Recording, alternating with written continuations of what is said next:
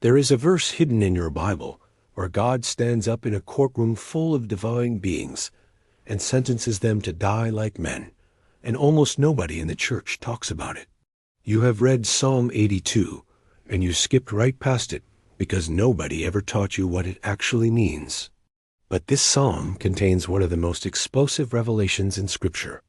The Bible reveals a divine council, a heavenly assembly of supernatural beings that God appointed over the nations.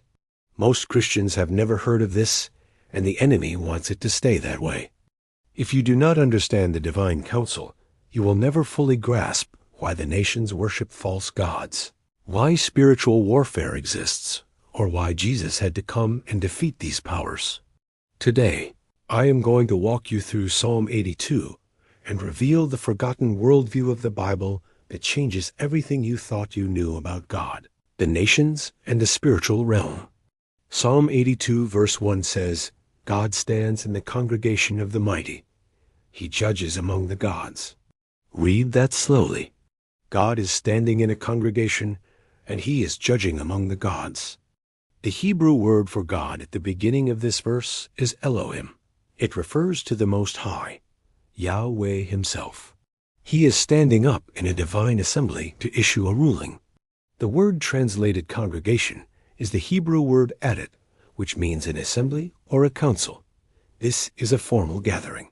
This is a courtroom scene. God is presiding over a council of beings.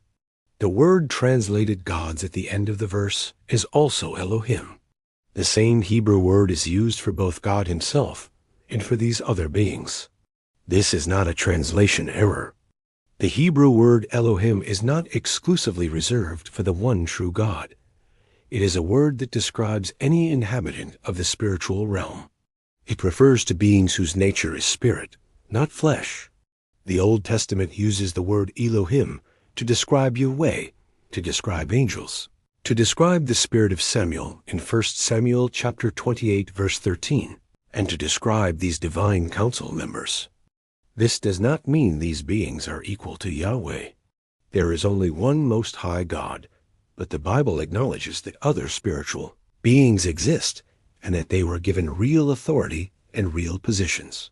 Psalm 89 verses 6 and 7 ask who in the heavens can be compared to the Lord? Who among the sons of the mighty can be likened to the Lord? He is greatly feared in the assembly. Psalm 89 reveals the same picture.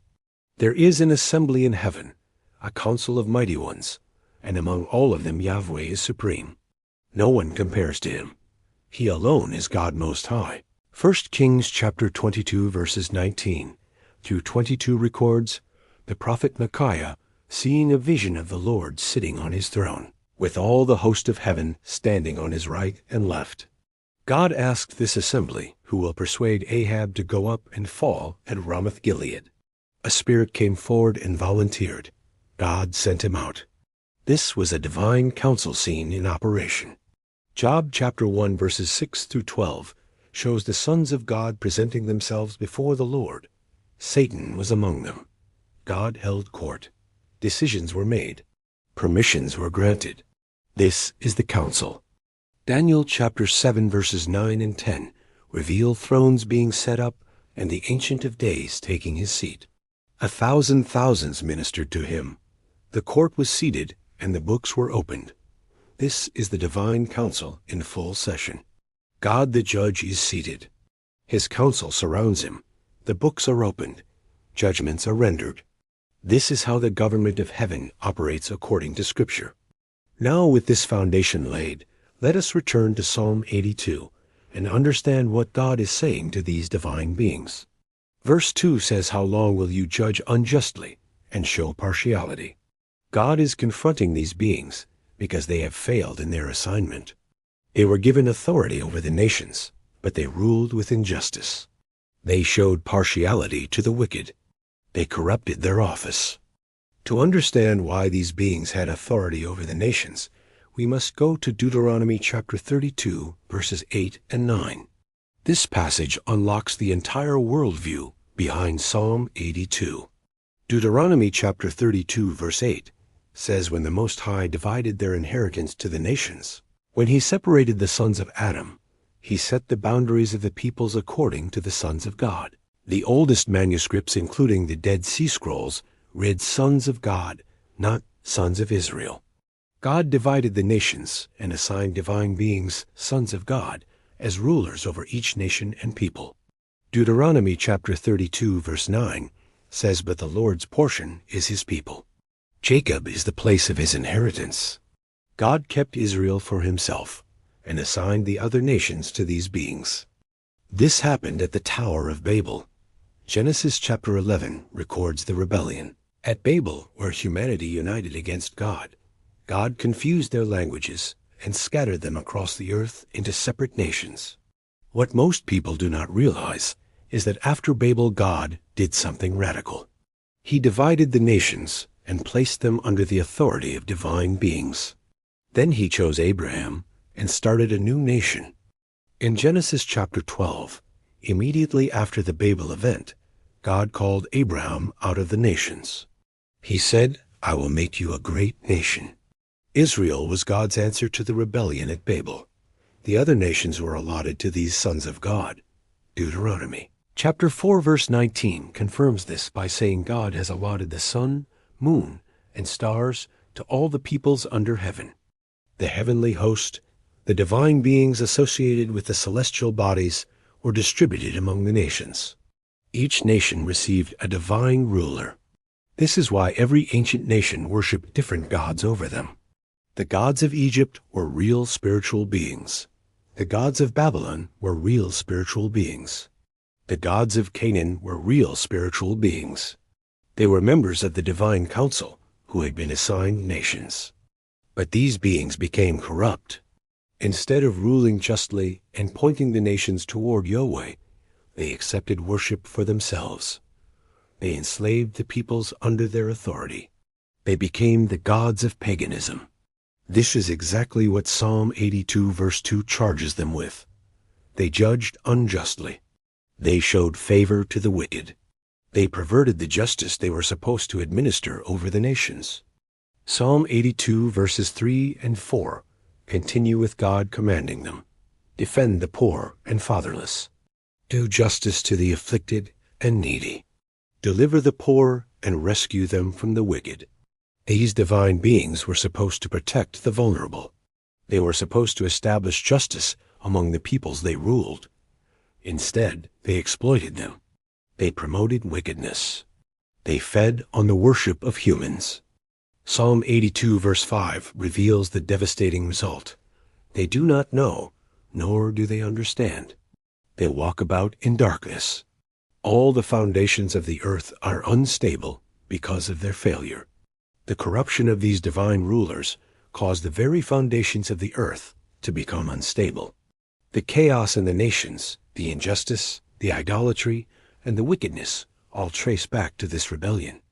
This is why Paul wrote in Ephesians chapter 6 verse 12 that we do not wrestle against flesh and blood, but against principalities, against powers, against the rulers of the darkness of this age. Paul was describing the same reality that Psalm 82 reveals. There are spiritual rulers behind the nations. There are principalities governing territories. There are powers in heavenly places that influence earthly events. Daniel chapter 10 gives us a stunning example of this reality. Daniel prayed and fasted for 21 days. An angel finally arrived and explained what had delayed him from coming sooner to Daniel. Daniel chapter 10 verse 13 says, "The prince of the kingdom of Persia withstood me 21 days. But Michael, one of the chief princes, came to help me." This prince was a divine being. The prince of Persia was not a human king. He was a spiritual ruler assigned over the nation of Persia. He was powerful enough to resist an angel of God for 3 full weeks. Daniel chapter 10 verse 20 also mentions the prince of Greece. These are territorial spirits, divine council members who are allotted nations at Babel, and who now rule those nations in rebellion against God. Now look at what God declares in Psalm 82 verse 6. "I said you are gods, and all of you are children of the Most High." God himself calls these beings gods. Jesus quoted this exact verse in John chapter 10, verse 34. When the religious leaders accused him of blasphemy, Jesus responded, "Is it not written in your law? I said, you are gods." Jesus was pointing back to Psalm 82. He was acknowledging that Scripture itself calls these beings gods.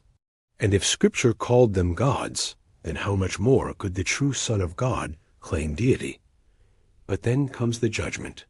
Psalm 82 verse 7 says, "But you shall die like men and fall like one of the princes." God sentenced these divine rulers to die like mortal humans. This is an extraordinary decree. These beings were created to be immortal. They were made to live forever in the heavenly realm. But because of their corruption, God pronounced a death sentence upon every one. They will fall like the princes. The word princes here refers to earthly rulers who rise in arrogance and are brought low by the hand of God. These divine beings will share their same fate. Psalm 82 verse 8 closes with a cry that echoes across all of Scripture. "Arise, O God, judge the earth, for you shall inherit all nations." This is a cry for final redemption. The psalmist is asking God to take back what these fallen rulers have stolen. He is asking God to rise up, judge these corrupt divine beings, and reclaim every nation for himself.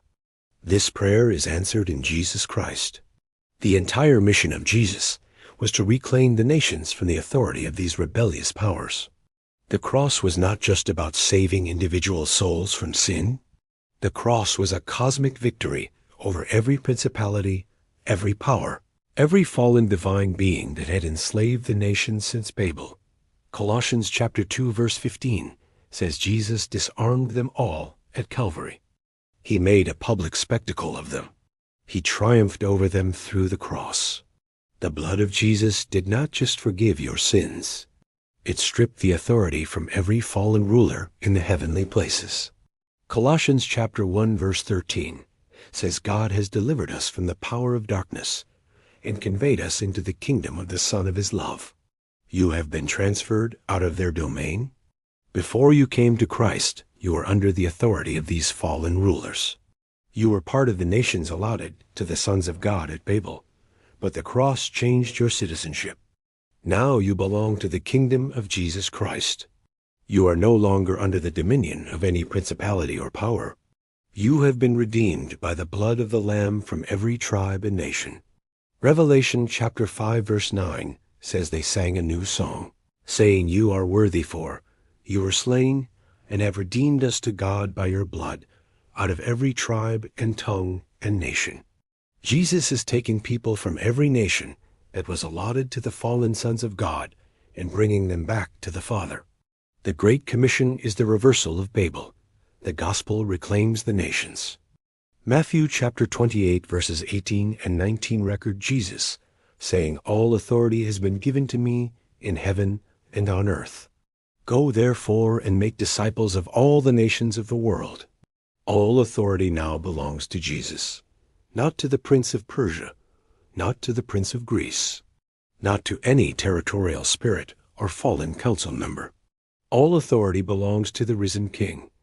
Philippians chapter 2, verses 9 through 11 declare that God has highly exalted Jesus and given him the name above every name. Every knee will bow in heaven, on earth, and under the earth. Every divine council member who rebelled will bow before Jesus Christ. Every fallen ruler who enslaved nations and accepted forbidden worship will confess that Jesus Christ is Lord to the glory of God. Hebrews chapter 1 verse 6 says, "When God brought the firstborn into the world, he said, 'Let all the angels of God worship him.'" Every heavenly being is commanded to worship Jesus and him alone.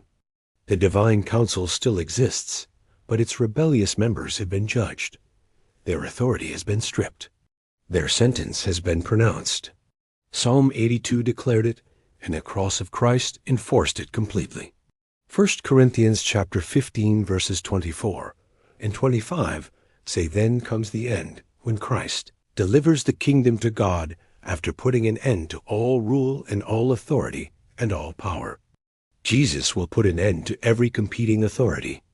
Every fallen spiritual ruler will be removed.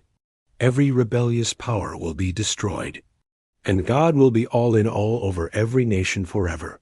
Psalm 82 is not a forgotten curiosity. It is the key to understanding the Bible's worldview of spiritual warfare, the corruption of the nations, the mission of Christ, and the destiny of creation. You are living in the age when Christ is reclaiming the nations. You are part of the generation that carries the gospel to every tongue and tribe. The fallen rulers are losing their grip today. Arise, O God, and judge the earth. You shall inherit all nations. This is the prayer of Psalm 82, and it is being answered right now through the blood and the throne of Jesus.